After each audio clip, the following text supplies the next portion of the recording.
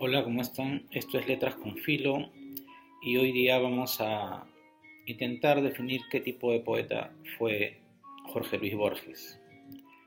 En primer lugar, quiero comenzar con algunas palabras, algunas definiciones que dieron ciertas personas en su momento sobre el Borges poeta.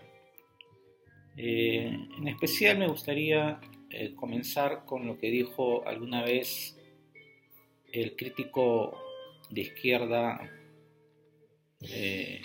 radical, digamos, Saúl Yurkiewicz. Esto ya lo he puesto en mi Facebook, pero vale la pena recordarlo por acá. Mientras ustedes escuchan las notas de un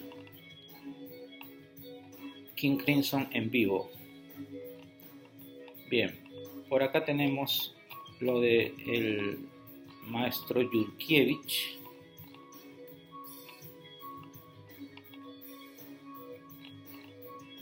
A ver, dice: una tendencia a la idealización, a la abstracción, a la irrealidad gobierna cada vez más hegemónica su marcha de poeta. Produce un alejamiento creciente de la actualidad, una renuncia a lo novedoso, una resistencia al cambio, y no se trata de esclerosis de envejecimiento, sino de una concepción del mundo, es decir, una estética, una metafísica y una ética, que condiciona no solo su pensamiento, sino su percepción y su representación de la realidad. ¿No? Yurkiewicz, como siempre, tomando posición política, político-ideológica, afirma que Borges es un idealista, ¿no? Y que esa idealización, esa tendencia a la abstracción, está detrás de su trabajo poético. Tras sus vacilaciones iniciales, continúa Yurkiewicz, Borges asume cada vez con mayor nitidez la postura de clásico. Ella condice con su personalidad, más permeable al incentivo filosófico que al sensorial. Pocas veces sus poemas nacen de estímulos sensibles. Más frecuentes son los literarios o las resonancias emotivas de una idea. Esto es muy cierto. De su obra podemos extraer una autobiografía intelectual, difícilmente la sentimental y anecdótica. Hay en él una consciente emulación de los modelos canónicos porque a toda originalidad la considera ilusoria. Por definición, la originalidad es una categoría demasiado ligada al presente, o sea, lo transitorio. Según lo concebían los antiguos, cree que la imitación de un patrón noble ennoblece la copia. Bien, lo que dice Yurkiewicz, lo que nos quiere decir es que es algo muy claro, ¿no? Se puede incluso ver en los títulos de los poemas. Borges no parte de una experiencia, no parte de un sentimiento, sino parte de una idea, de una experiencia estética. Pues él mismo lo dirá con sus palabras, siguiendo a la estética de Benedetto Croce, y eso se se explicita muy claramente en la mayoría de su producción poética, ¿no? Nada de esto nos lleva a pensar que podría ser, digamos, algo negativo para un poeta ser idealista, buscar lo clásico.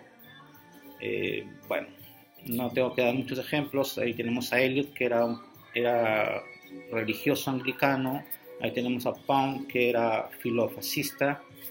En fin, los poetas han tenido muchísimas posturas ideológicas, políticas, y eso no les ha impedido hacer buena poesía. Así que no vamos a caer en esto con respecto a Borges. Sí me interesaría establecer algunos elementos que me parecen claves sobre la poesía de Jorge Luis Borges. Primero, algo general y que, bueno, creo que es fácil de ver, es que tanto la ensayística como los cuentos de Borges, tan celebrados, de pronto han opacado un poco la producción poética del escritor argentino.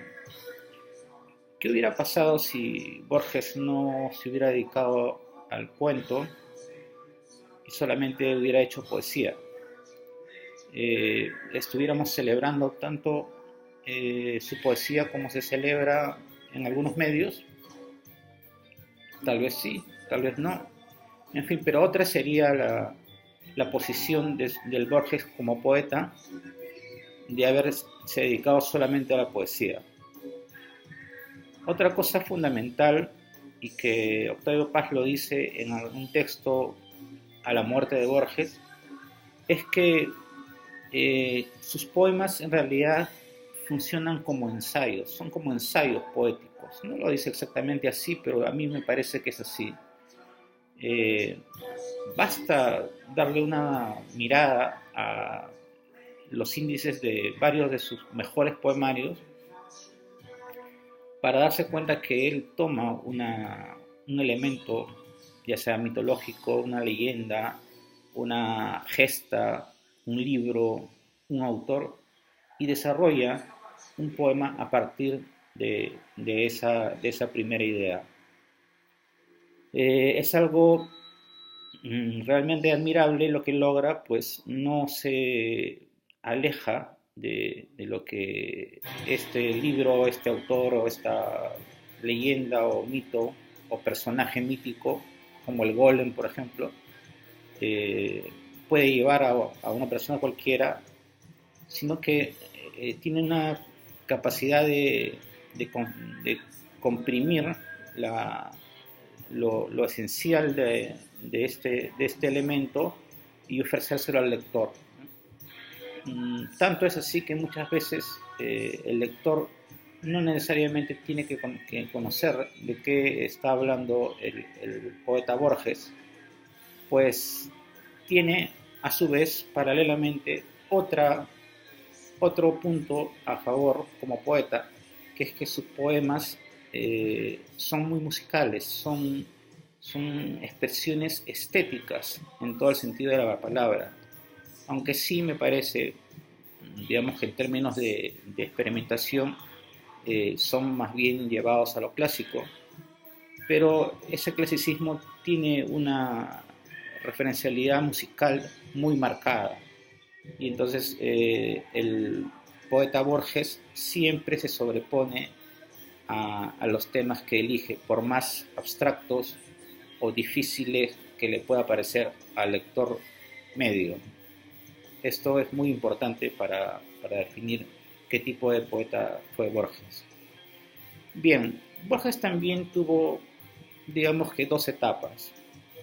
Empezó muy joven siguiendo a Rafael Cansinos Assens con el ultraísmo en España, pero luego fue rápidamente decantándose hacia una búsqueda más clásica en la poesía. Eh, Ahí se pueden leer los primeros poemas de Borges y se ve una búsqueda ahí un poco eh, descalibrada de adjetivos novedosos, eh, poco usados, ¿no?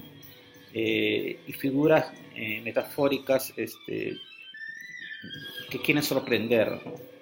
Muy pronto dejaría esa vena Borges para decantarse en un discurso límpido, un discurso clásico en el sentido de que algunos de sus poemas parecen esculpidos en, en piedra o en mármol, ¿no?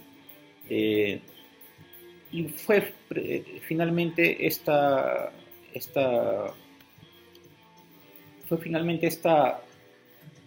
eh, preponderancia la que se afirmó en su poesía y la que terminó dominando, ¿no?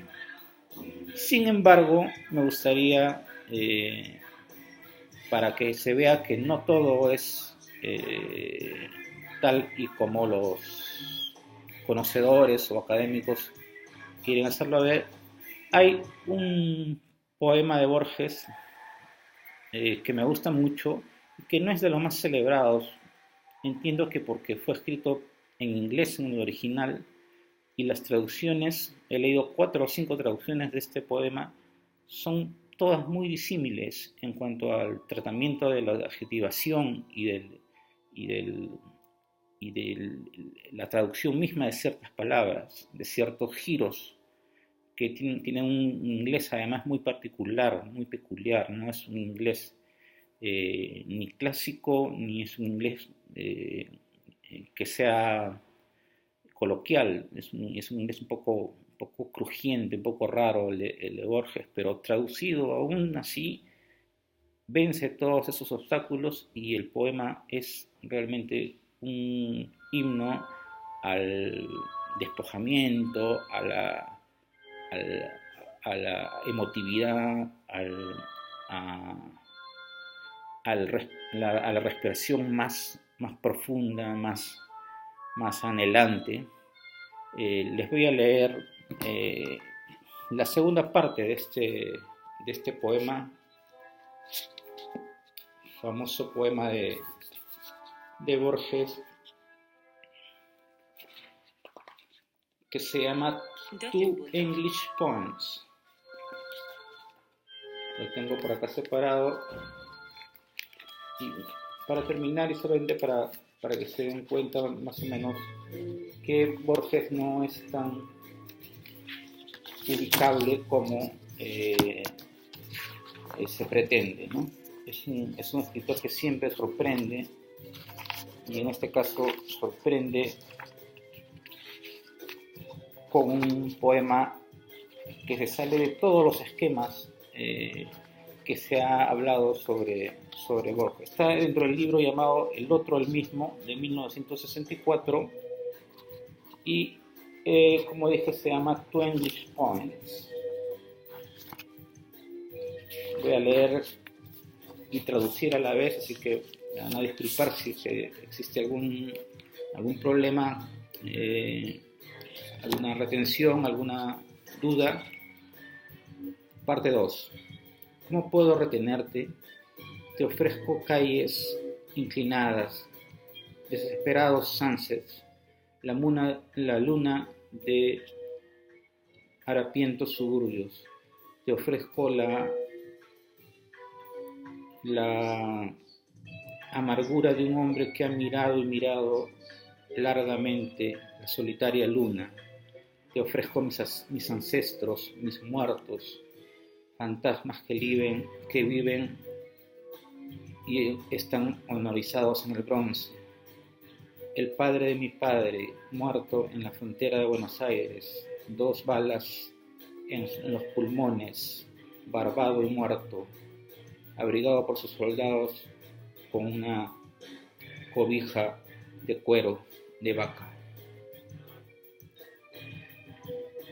El abuelo de mi madre, de solo 24 años, liderando una carga de 300 hombres en Perú, ahora fantasmas en evanescientes caballos. Te ofrezco todo lo que hay dentro de mis libros, todo lo que mis libros pueden contener, toda la eh,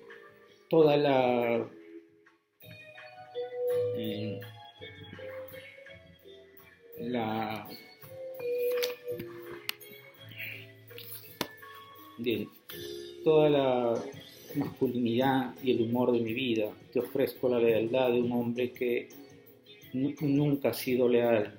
Te ofrezco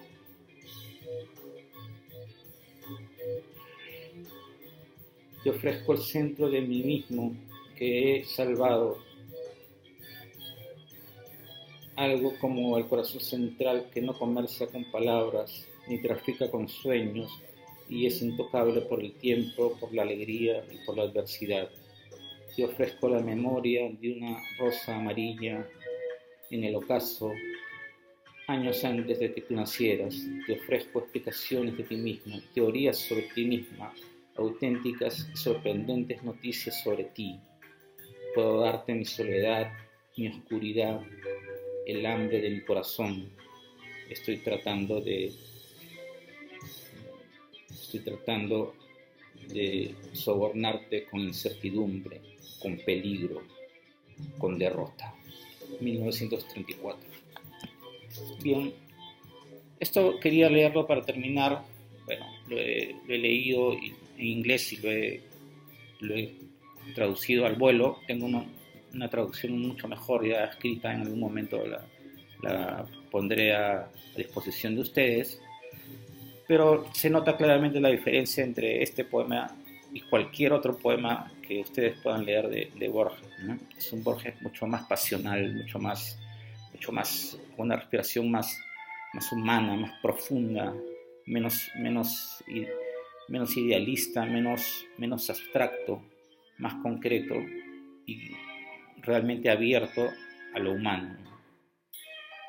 Esa sería la forma en que quiero terminar esta aproximación a lo que Borges fue como poeta. Gracias, y esto fue Letras con Filo.